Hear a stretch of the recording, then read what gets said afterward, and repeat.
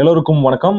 விடுதலை test batch 2.0 யாருக்குன்னா TNUSRB பிசிக்கான test batch. இது வந்து பேஜ் நம்பர் 1 தான். ஸோ டெஸ்ட் 1 இன்னைக்கு முடிஞ்சது. ஸோ உங்களோட ஃபீட்பேக் கேட்கும்போது ரொம்ப சந்தோஷமா இருக்குது. கொஸ்டின் ரொம்ப ஸ்டாண்டர்டாக இருக்குது சார், நல்லா எடுத்திருக்கீங்க கொஸ்டின். ஒரு டிஎன்யூஎஸ்ஆர்பி எப்படி கொஸ்டின் செட் பண்ணுவாங்களோ அதே பேட்டர்னில் செட் பண்ணியிருக்கீங்க. ரெண்டாவது, நாங்கள் 6ஆவதுல படிக்கிறது ரொம்ப கம்மின்னு நினச்சிட்டு இருந்தோம். 6ஆவதுல ஒன்றுமே கொஸ்டின் ஏரியா இல்லை அப்படின்னு நினச்சிட்டு இருந்தோம். ஆனால் நீங்கள் இவ்வளோ கொஸ்டின் கேட்டிருக்கீங்க அப்படின்னும் போது ரொம்ப சந்தோஷமா இருக்குது சார் அப்படின்ற மாதிரி ஃபீட்பேக் நிறையா கொடுத்தீங்க.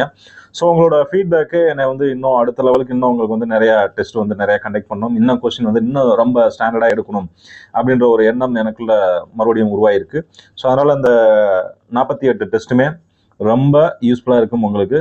ரொம்ப ரொம்ப ஃபோக்கஸ்டாக இருப்போம். அடுத்த நோட்டிஃபிகேஷன் எப்போ வரும் அப்படின்னு நமக்கு தெரியாது. ஆனால் பிஃபோர் நோட்டிஃபிகேஷன் நம்ம 6 to 10க்குள்ளே கம்ப்ளீட்டாக முடிச்சிடணும். நம்மளோட இலக்கு பிசி எக்ஸாமில் ஒரு 65+ ஆச்சும் எடுத்துடணும். மினிமம், நான் சொல்கிறது மினிமம் 65+ ஆச்சும் நம்ம ஸ்கோர் பண்ணி ஆகணும். ஸோ அதை நோக்கி தான் நம்ம இப்போ ஸ்லோவாக ஸ்டார்ட் பண்ணுறோம். 6th ஆல்ரெடி சிலபஸ் பற்றி நம்ம போட்டிருந்தோம், எந்த மாதிரி ஷெடியூல் போட்டு என்ன பண்ண போகிறோம்னு சொல்லியிருந்தோம். ஸோ அதே தான் திரும்ப சொல்ல விரும்பலை நான். ஸோ இப்போ நம்ம நேரடியாக இந்த கொஸ்டின்ஸ்குள்ளே போயிடலாம். ஸோ கொஸ்டின்ஸு அப்போ இதில் பார்க்க போகிறோம்னா 6th ஃபஸ்ட்டு டேர்மில் உள்ள சயின்ஸ் மட்டும் ஒரு 70 கொஸ்டின்ஸ்.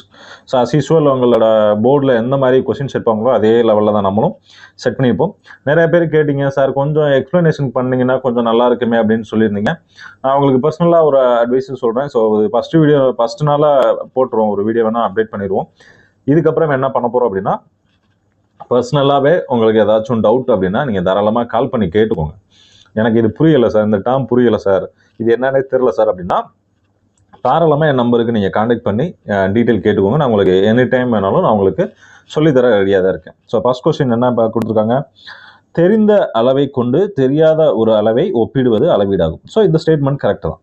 தெரிந்த அளவை கொண்டு தான் நம்ம என்னது தெரியாத ஒரு அளவை ஒப்பிடுவோம். ஸோ அதுக்காக தான் நம்ம யூனிட் அப்படின்ற ஒன்றை நம்ம என்ன பண்ணுவோம், யூனிட் அப்படின்றத கொண்டு வரோம். ஸோ 1 வெறுமனையே 1 நம்பர் 2 நம்பர் அப்படின்னா நமக்கு என்னென்ன தெரியுது, 1 2னா என்னன்னு தெரியும், எதுவுமே தெரியாது. இதே இதை ஒரு கியூபிக் மீட்டர், ஒரு ஸ்கொயர் மீட்டர், ஒரு மோல் அப்படின்ற மாதிரி சொன்னோம்னா, இல்லை ஒரு ஒளியாண்டு அந்த மாதிரி சொன்னோம் அப்படின்னா ஓகே, அப்படின்றதுக்கு ஒரு கம்பேரிசன் பண்ணலாம். இதுக்கு ஈக்குவலானது, ஒரு ஸ்கொயர் மீட்டர்ன்றது ஒரு கியூபிக் மீட்டருக்கு சமமானது.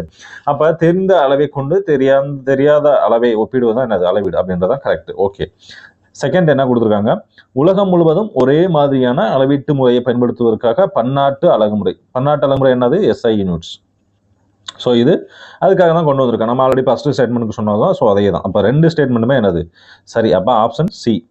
செகண்ட் ஒன்று என்ன கொடுத்துருக்காங்க, பொறுத்துக ஒன்று கொடுத்துருக்காங்க. என்ன கொடுத்துருக்காங்க, வெப்பநிலையின் அலகு என்ன, எஸ்ஐ அலகு கெல்வின். ஸோ 1. தொலைவின் அலகு என்னது, மீட்டர். Okay, correct. மின்னோட்டத்தின் அலகு ஆம்பியர். அதுக்கப்புறம் காலம், அதோட வினாடி. ஸோ நேரம் இருக்குது. ஆப்ஷன் 1 2 3 4 ஏ தான் கரெக்டான ஆன்சர். இது போக வேற என்ன இருக்குது, ஒளிச்செறிவு கேண்டிலா, ஒளிச்செறிவு என்ன இருக்குது, அடிப்படை அளவுகள் மொத்தம் எத்தனை இருக்குது, 7 இருக்குன்னு பார்த்துருக்கோம். ஒளிச்செறிவு அப்படின்றது கேண்டிலா. அதுக்கப்புறம் பொருளின் அளவு மோல். பொருளின் அளவு மோல். ஓகே, நெக்ஸ்ட், ஒரு பொருளின் தோற்ற நிலையை இருவேறு பார்வை கோடுகளின் வழியை நோக்கும் போது ஏற்படுவதாக தோன்றும் அளவீட்டின் மாறுபாடு டேஷ் எனப்படும். ஸோ ஒரு பொருளை பார்க்குறோம், அந்த பொருளை கரெக்டான பண்ணி இப்படி ஒரு ஸ்கேல் இருக்குது அப்படின்னா இது ஒரு ஸ்கேல் வச்சுக்குவோம். இது என்னது, இது ஒரு ஸ்கேல். இந்த மாதிரி மெஷர்மெண்ட் இருக்குது. ஸோ நமக்கு மெஷர்மெண்ட் இந்த இடத்துல பார்க்கணும், இந்த இடத்துல நம்ம மெஷர்மெண்ட் பார்க்கணும். ஸோ இந்த இடத்துல மெஷர்மெண்ட் பார்க்கணும்னா நம்ம எங்கேருந்து பார்க்கணும், இங்கே இருக்குது அப்படின்னா இதை நோக்கி தான் பார்க்கணும். நம்ம என்னது இந்த சைடு வழியாக பார்த்தாலும் என்னது இங்கிட்டு ஒரு mm கூடும், இந்த வியூவில் இருந்து பார்த்தாலும் இங்கிட்டு ஒரு mm கூடிடும். ஸோ நம்ம என்னது இந்த இடத்துல தான் பார்க்கணும், ஸ்ட்ரெயிட்டாக தான் பார்க்கணும். செங்குத்தாக பார்த்தா மட்டும்தான் அந்த என்னது கரெக்டான மெஷர்மெண்ட் கிடைக்கும். அப்படி நம்ம வேற இடத்துல இருந்து பார்க்கும்போது 2 வேறு கோடிகளை பார்க்கும்போது என்னது ஒரு பிழை ஏற்படும். இந்த இதுக்குள்ள பிழை ஏற்படும். இந்த பிழைக்கு பேர் தான் என்னன்னா இடமாறு தோற்றா பிழை. நெக்ஸ்ட் 4வது கொஸ்டின், ஒரு பருப்பொருள் எவ்வளவு இடத்தை அடர்த்தி கொள்கிறதோ அதுவே அதன் பருமன் ஆகும். கரெக்ட். ஒரு பருப்பொருள் அப்படின்றது எவ்வளவு இடத்தை அடைச்சுக்கிறது அப்படின்றதுதான் அதோட பருமன். பருமன் அப்படின்றது என்னது, வால்யூம். ஓகே, 3Dல நம்ம பார்த்துருப்போம். ஓகே, அதே இது பரப்பு பருமன் ஆகியவை நீளத்தை கணக்கிட பண்ணப்படும் ஒரு அளவு. ஓகே, இதுவும் ஸ்டேட்மெண்ட் கரெக்ட் தான். ஸோ 2 ஸ்டேட்மெண்ட்டுமே என்னதான் கரெக்ட் தான். ஸோ பரப்பும் பருமனும். இப்போ பரப்போட யூனிட் என்ன வரும், பரப்பு அப்படின்றது நீளம் இன்ட்டு அகலம் அப்படின்னு போடுவோம். பரப்புக்கு என்ன போடுவோம், நீளம் இன்ட்டு அகலம் போடுவோம். அதே இது பருமன்னா என்ன போடுவோம், அது கூட என்ன இருந்தது, உயரம். அது கூட உயரத்தை சேர்த்தோம் அப்படின்னா வால்யூம். ஸோ பரப்பளவு அதோட யூனிட் என்னது வரும்? Metre square. பருமனோட யூனிட் என்ன வரும்? Metre cube. ஸோ அந்த யூனிட் எல்லாமே கரெக்டாக படித்து வச்சுக்கோங்க. நெக்ஸ்ட்டு நான் 5வது கொஸ்டின், திரவம் வாயுக்கள் பொதுவாக டேஸ் அலகினால் அளக்கப்படுகிறது. ஸோ திரவம் வாயுக்கள்லாம் பொதுவாக எந்த அலகினால் அளக்கப்படுகிறது அப்படின்னு சொல்லுவாங்க. இது எல்லாமே எதில் அளப்போம்? லிட்டரில் அளப்போம். ஸோ லிட்டரில் தான் நம்ம என்னது அளக்க செய்வோம். திரவத்தை எதிர்ப்போம். ஒரு லிட்டர் தான், 1 லிட்டர் பால் கொடுங்க, 1 லிட்டரு தண்ணி கொடுங்கன்னு தான் கேட்போம். ஸோ நீளம் கிலோகிராம் இதெல்லாம் வருது. கிலோகிராம் அப்படின்றது காய்கறிகள் மற்ற பொருட்கள் வாங்குறதுக்கெல்லாம் கிலோகிராமில் வாங்குவோம். நீளம் அப்படின்றது நம்ம ஒரு கடையில் போய் ஒரு பைப்பு வாங்குகிறோம், இல்லை ஒரு ரீப்பரோ ஏதோ ஒன்று வாங்குகிறோம் அப்படின்னா அதில் நீளத்தில் அளந்து வாங்குவோம்.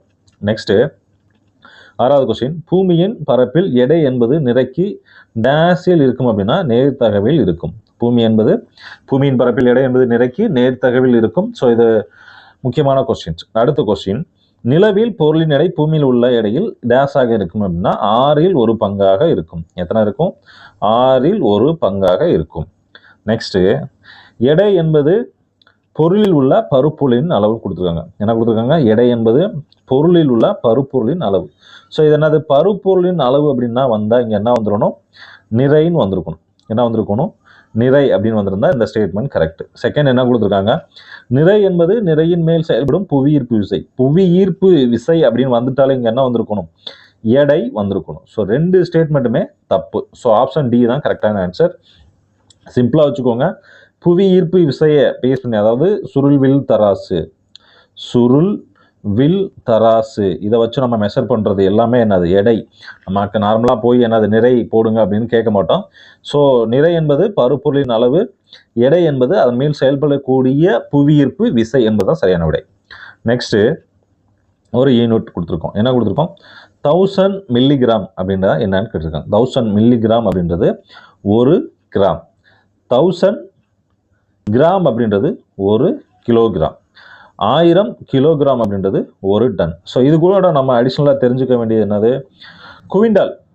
எல்லாருக்குமே தெரியும், குவிண்டால் அப்படின்றத படிச்சிருப்பீங்க. ஸோ 1 குவிண்டால் அப்படின்றது எத்தனை கிலோ? 100 கிலோ. 1 குவிண்டால் அப்படின்றது 100 கிலோ. அப்போ 10 குவிண்டால் அப்படின்றா 10 குவிண்டால் என்பது 1 டன். ஸோ இந்த யூனிட்டும் சேர்த்து படித்து வச்சுக்கோங்க.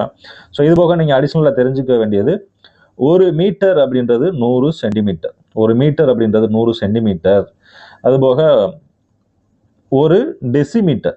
1 டெசிமீட்டர் அப்படின்றது 10 சென்டிமீட்டர். 10 டெசிமீட்டர் ஈக்குவல் டு என்ன வரும்? 1 மீட்டர். ஸோ இதெல்லாமே கரெக்டாக படிச்சுக்கோங்க. அதுக்கப்புறம் 1000 மீட்டர் சேர்ந்தது தான் என்னது? 1 கிலோமீட்டர். ஸோ இதெல்லாமே கிளியராக படிச்சுக்கோங்க. நெக்ஸ்ட்டு, பொருளின் நிறையை அளவிட பயன்படும் கருவி என்னன்னு கேட்டிருக்காங்க. பொருளின் நிறையை அளவிடும். ஆல்ரெடி சொல்லியிருந்தேன், எடைன்னு வந்துருந்தா நம்ம என்ன போடலாம்? சுருள்வில் தராசு. இங்கே என்ன கேட்டிருக்காங்க? நிறையை, ஒரு சாதாரணமாக ஒரு பொருளை நம்ம என்ன நிறையில் அளக்கணும்னா என்னது?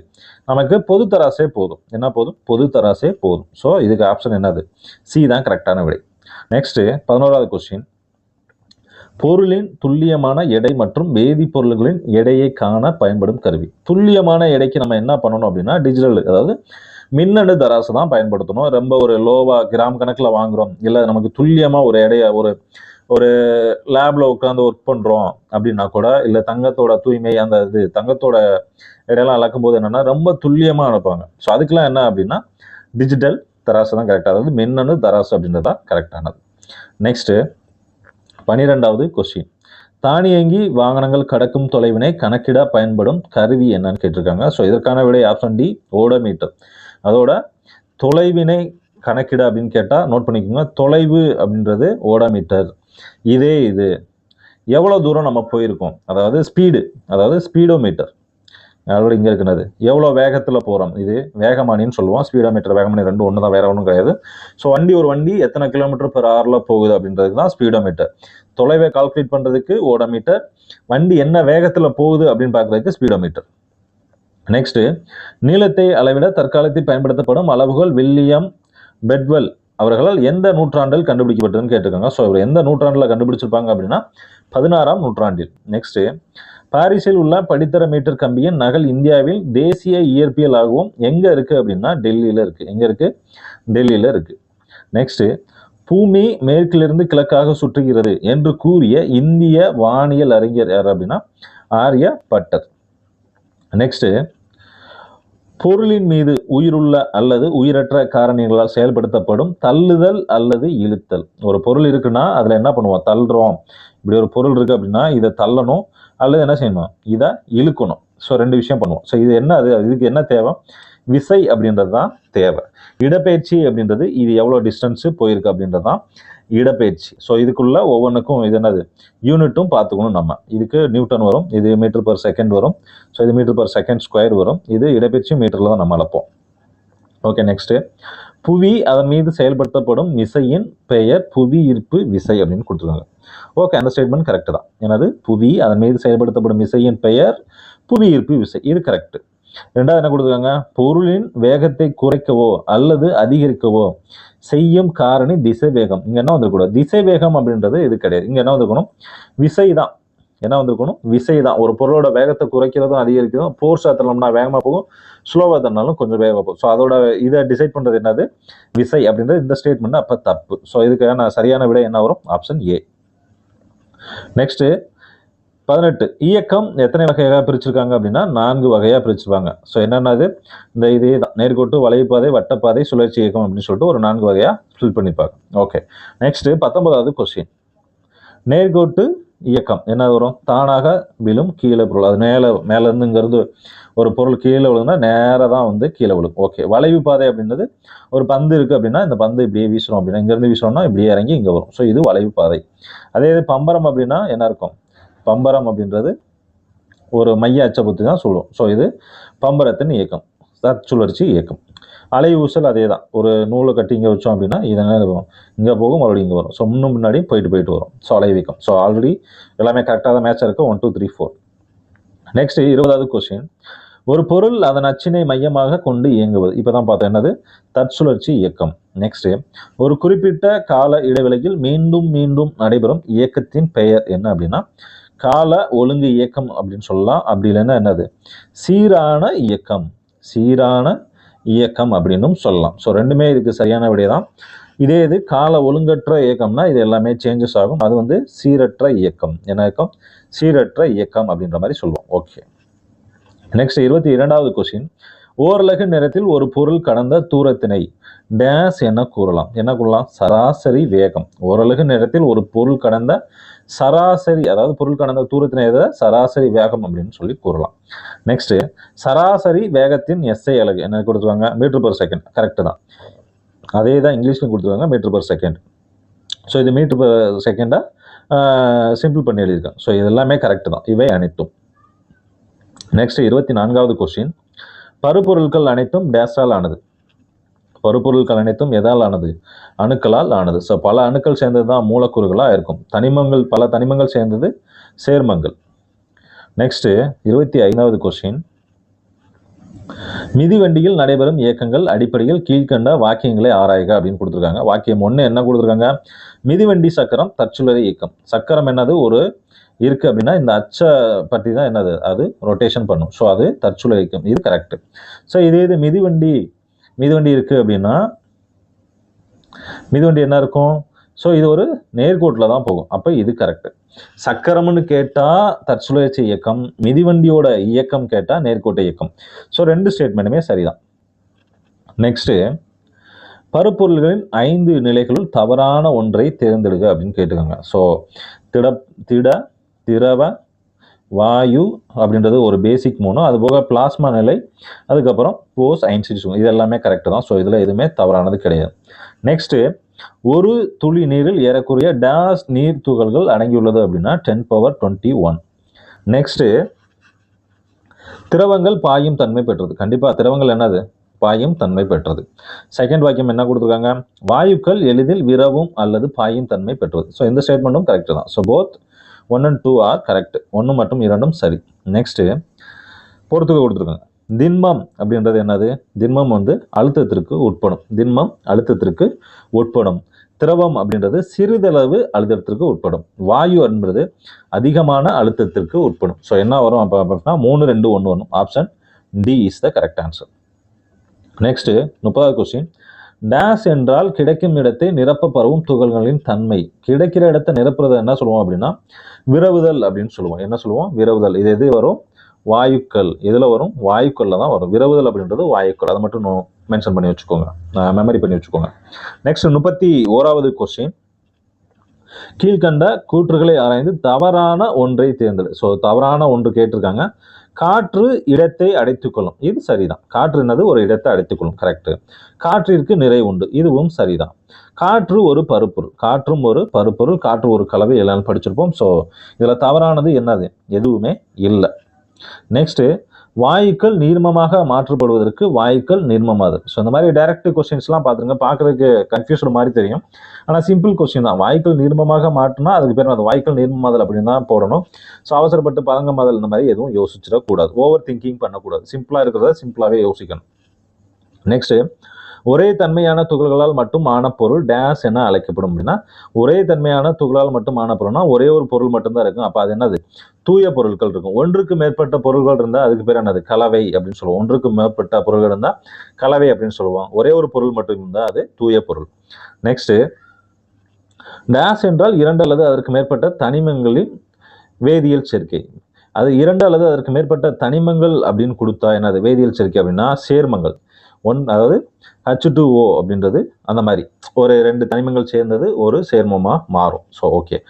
கலவை அப்படின்றது 2 அல்லது அதற்கு மேற்பட்ட பொருட்கள் சேர்ந்தா அதுக்கு பேரு கலவை. இதே இது தனிமங்கள் சேர்ந்தா அதுக்கு பேரு சேர்மம். Next 35வது question. 24 கேரட் தங்கத்தில் உள்ள தங்கம் மற்றும் தாமிரம், தங்கம் மற்றும் காட்மியம் கலவைகள். இது தவறு. என்ன தவறு? இதுல கரெக்டா இருக்கு. 22 கேரட் இருக்கணும். என்ன இருக்கணும்? 22 கேரட் தங்கத்துல தான் என்ன இருக்கு? தங்கம் மற்றும் தாமிரமும் தங்கம் மற்றும் காட்மியம் கலவைகள் இருக்கும். ஸோ ஃபர்ஸ்ட் ஸ்டேட்மெண்ட் என்னது? தப்பு. ஓகே. என்ன கொடுத்துருக்காங்க? தங்கத்தின் தூய்மை கேரட் என்ற அழகால் அளவிடுது. ஸோ இந்த ஸ்டேட்மெண்ட் கரெக்ட். ஸோ ஸ்டேட்மெண்ட் 2 மட்டும் கரெக்ட். நெக்ஸ்ட், ஒரு கலவையில் இருந்து அவற்றின் பல பகுதி பொருட்களை தனித்தனியே பிரிக்கும் முறைக்கு என்னது?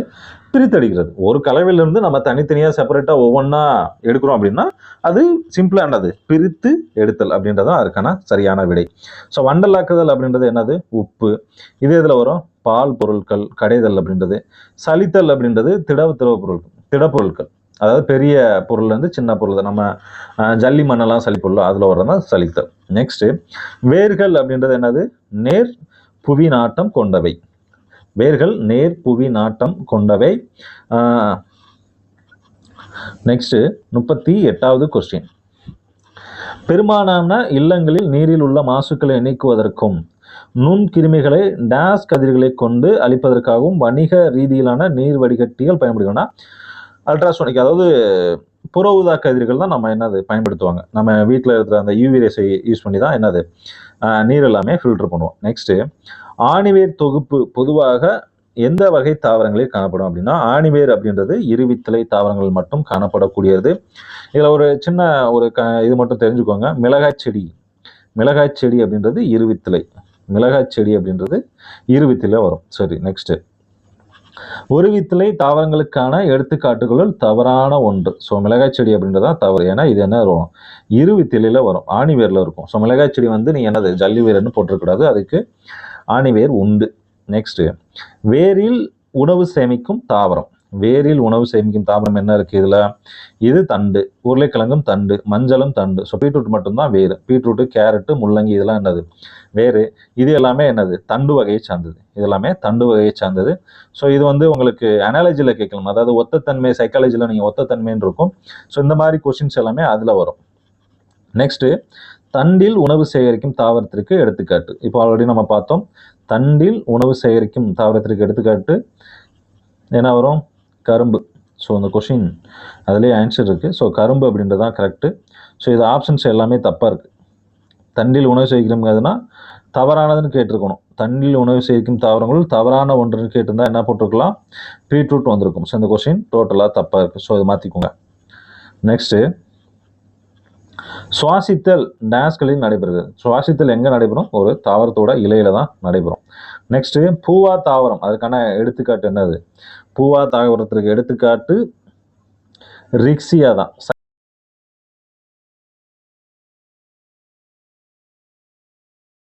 இதில் சைக்கஸ் அப்படின்றது என்னது? திறந்த விதை தாவரத்திற்கு எடுத்துக்காட்டு. Next 45வது question.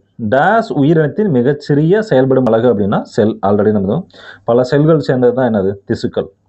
நெக்ஸ்ட் உலகின் மிக நீளமான, அதாவது உலகின் நீளமான நதி நைல் நதி அப்படின்னு கொடுத்துருக்காங்க. 6650 மீட்டர் அப்படின்னு கொடுத்துருக்காங்க. ஸோ இது தப்பு. 6650 கிலோமீட்டர் வந்திருக்கணும். ஸோ இங்கேயும் தப்பாக இருக்குது, கிலோமீட்டர். ஸோ ரெண்டுமே ஸ்டேட்மெண்ட் தப்பு.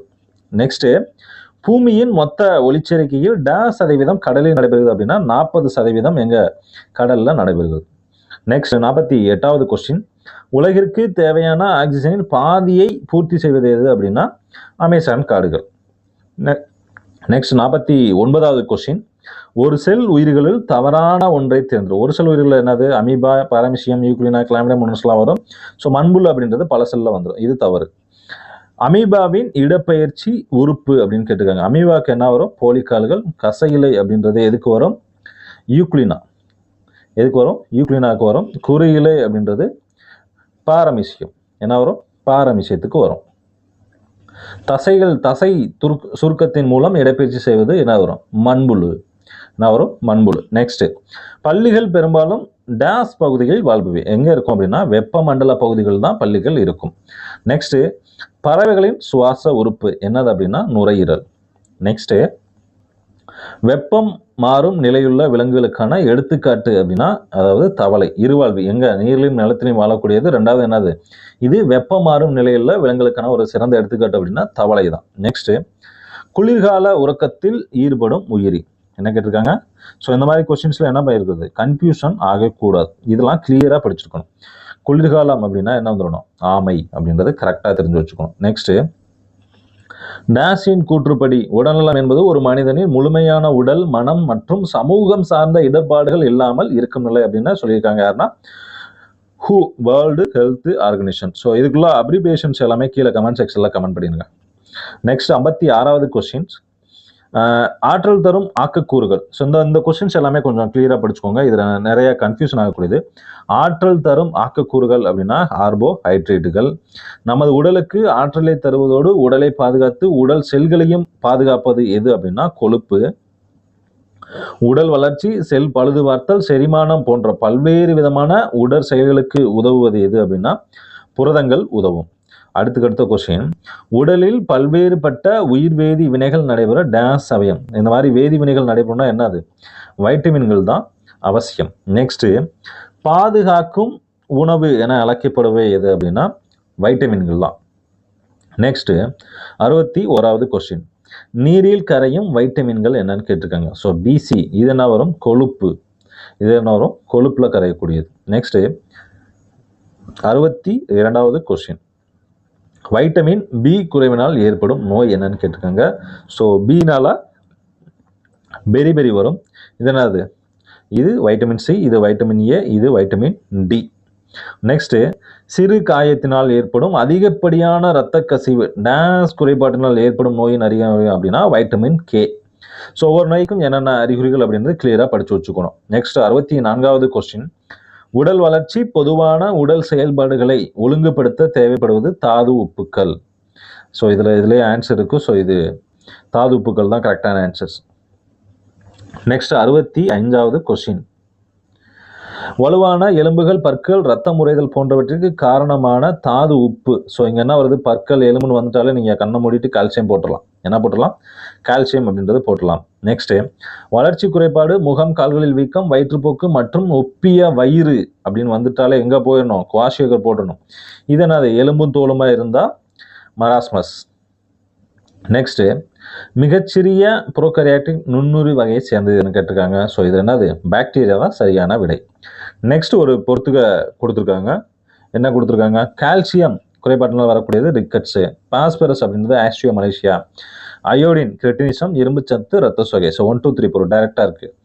Next 69வது question. நிமோனியா, காய்ச்சல், இருமல் மற்றும் தும்மலின் போது வெளிப்படும் காற்றின் தீவிரங்களை சுவாசித்தல். இது சரிதான். இந்த ஸ்டேட்மெண்ட் கரெக்ட் தான். ஸ்டேட்மெண்ட் 2 என்ன கொடுத்துருக்காங்க? காசநோய், இருமல் மற்றும் தும்மலின் போது வெளியிடப்படும் திவலைகளை சுவாசித்தல். ஓகே, காசநோய்க்கான கேஷன், நிமோனியாக்கான காசன்ஸ் கொடுத்துருக்காங்க. ஸோ ரெண்டுமே கரெக்ட் தான். ஸோ கன்ஃபியூஸ் ஆகுது, ரெண்டுமே ஒரே மாதிரி இருக்கிற மாதிரி இருக்கே அப்படின்னு யோசிக்காதீங்க, ரெண்டுக்குமே ஒரே மாதிரி தான் இருக்கும். ஸோ இந்த மாதிரி கன்ஃபியூஸ்டு கொஸ்டின்ஸை வந்து நிறையா ட்ரை பண்ணி பாருங்க, நிறையா ப்ராக்டிஸ் பண்ணி பாருங்க. ஸோ நெக்ஸ்ட் 70வது கொஸ்டின், கடைசி கொஸ்டின். டேஸ் புரத உரையால் சொல்லப்பட்ட நியூக்ளிக் அமிலத்தினை கொண்டுள்ளது அப்படின்னா வைரஸ்கள் தான் கொண்டிருக்கும். ஸோ இவ்வளோதான் 6th ஃபர்ஸ்ட் டேர்மில் முக்கியமான கொஸ்டின்ஸ் இவ்வளோதான் இருக்குது. நம்மளும் அதை பேஸ் பண்ணி தான் எடுத்திருப்போம். ஒரு ஸ்டாண்டர்டாக தான் இருக்கும் கொஸ்டின்ஸ் வந்து எப்படி படிப்பீங்க அந்த பேஸ் பண்ணி தான் கொஸ்டின்ஸ் எடுத்திருப்போம். ஆப்ஷனை அதை பேஸ் பண்ணி தான் செட் பண்ணியிருப்போம். ஸோ கொஸ்டின் ரொம்ப சிம்பிளாக தான் இருந்திருக்க மாதிரி இருக்கும். ஓரளவு நல்லா தான் பண்ணியிருக்கீங்க, எல்லாமே பெர்ஃபார்மன்ஸ் எல்லாமே நல்லா தான் பண்ணியிருக்கீங்க. ஸோ அடுத்தடுத்து வர எக்ஸாம்ஸும் இதே மாதிரி தான் கொஸ்டின்ஸ் இருக்கும். நம்மளோட இலக்கு இந்த பிசி முடிஞ்சு போச்சு, இதை பற்றி நம்ம நினைக்கவே கூடாது, யோசிக்கவே கூடாது. முடிஞ்சு போச்சு. எப்போவுமே பாஸ்ட் இஸ் பாஸ்ட். கடந்த காலத்தை எப்போவுமே நினைத்து நம்ம என்ன செய்யக்கூடாது, வருத்தப்படக்கூடாது. அடுத்து என்ன பண்ண போகிறோம், நிகழ்காலத்தில் என்ன பண்ண போகிறோம், வருங்காலங்களில் நம்ம என்ன பண்ண போகிறோம் அப்படின்னு தான் யோசிக்கணுமே தவிர, வருங்காலங்களில் நம்ம ஒரு காவல்துறையில் பணிபுரியணும் அப்படின்னா, இல்லை ஒரு எஸ்ஐயோ பிசியோ நீங்கள் ஆகணும் அப்படின்னா, காக்கி சட்டை நீங்கள் போட்டு அப்படியே கெத்தாக ஒரு என்ஃபீல்டில் போகணும் அப்படின்னா இப்போ கொஞ்சம் நம்ம கஷ்டப்பட்டு தான் ஆகணும். ஸோ அதனால் கொஞ்சம் ஹார்ட் ஒர்க் பண்ணுங்கள். நிறைய பேர் நீங்கள் வேலைக்கு போயிட்டே படிக்கிறேன்னு சொன்னதுனால தான் இந்த மாதிரி கொஞ்சம் உங்களுக்காக தான் இந்த சிலபஸ் வந்து ரொம்ப சிம்பிளாக போட்டிருக்கேன், லாங் டேர்மாகவும் போட்டிருக்கேன். ஏன்னா நோட்டிஃபிகேஷனில் வரதுக்கு லேட் ஆகுன்றதுனால நம்ம இது பண்ணிருக்கோம். செகண்ட் என்ன அப்படின்னா, இப்போது எல்லாருமே எஸ்ஐக்கான டெஸ்ட் பேட்ச் கொஞ்சம் கேட்டுகிட்டே இருக்கீங்க. ஏன் எஸ்ஐக்கான டெஸ்ட் பேட்ச் போடலைன்னு சொல்லிடுறேன். கரெக்டான ஒரு டேட்டு தெரில, எப்போ நோட்டிஃபிகேஷன் வரும் அப்படின்றது ஒரு கன்ஃபார்மான ஒரு டேட்டு தெரியாதனால தான் எஸ்ஐக்கான ஷெடியூல் ரெடி பண்ணாமல் வச்சுருக்கேன். சப்போஸ் நம்ம நெக்ஸ்ட் வீக்கே கூட நம்ம எஸ்ஐக்கு ஒரு ஷெடியூல் போடுறோம் அப்படின்னா, உடனே வந்துச்சு அப்படின்னா நம்ம ஷெடியூல் உடனே அப்டேட் பண்ணுற மாதிரி இருக்கும். ஸோ அந்த ஒரு பர்பஸுக்காக மட்டும்தான் நமக்கு கிளியராக இன்னைக்கு தான் நோட்டிஃபிகேஷன் வரப்போகுது அப்படின்னு தெரிஞ்சிருச்சு, இல்லை இந்த மாதத்துல தான் நோட்டிஃபிகேஷன் எஸ்ஐ நோட்டிஃபிகேஷன் வரப்போகுது அப்படின்னு தெரிஞ்சிருச்சு அப்படின்னா, கண்டிப்பாக அதுக்கு அடுத்த வாரமே உங்களுக்கு எஸ்ஐ டெஸ்ட் பேட்ச் இருக்கும். ஸோ ஆல்ரெடி சொன்னதான், கண்ணூர் ஸ்காடு ஸ்டூடெண்ட்ஸ்க்கு எல்லாமே அந்த டெஸ்ட் பேட்ச் ஃப்ரீ தான், நீங்கள் அதை அட்டன் பண்ணிக்கலாம். ஸோ இந்த அடிஷ்னலாக ஸ்டார்ட் பண்ண போகிற கண்ணூர் ஸ்காடு 2.0 அல்லது என்கவுண்டர் அப்படின்ற பேரில் ஸ்டார்ட் பண்ணுவோம். ஸோ இதில் நீங்கள் பண்ண வேண்டியது 2 டெஸ்ட்டுமே ஃபாலோ பண்ணுற மாதிரி இருக்குது. அதாவது கண்ணூர் ஸ்காடு ஃபஸ்ட்டு உள்ள கொஸ்டின்ஸும் கண்ணூர் ஸ்காடு 2.0 அதுவும் ஃபாலோ பண்ணுற மாதிரி இருக்கும். ஸோ அப்படின்னும் போது உங்களுக்கு கிட்டத்தட்ட எல்லாமே கவர் ஆயிடும். ஸோ அதை பேஸ் பண்ணி தான் நம்ம அது ரெடி பண்ணுவோம். ஸோ எஸ்ஐக்கான டெஸ்ட் பேட்ச் போடாததுக்கான ரீசன் இதுதான். நமக்கு நோட்டிஃபிகேஷன் டேட் இன்னும் கரெக்டாக அப்டேட்டாக கிடைக்கல. ஸோ அது கிடைச்சதுக்கப்புறம் கண்டிப்பாக நம்ம அப்டேட் பண்ணிடுவோம். Thank you all.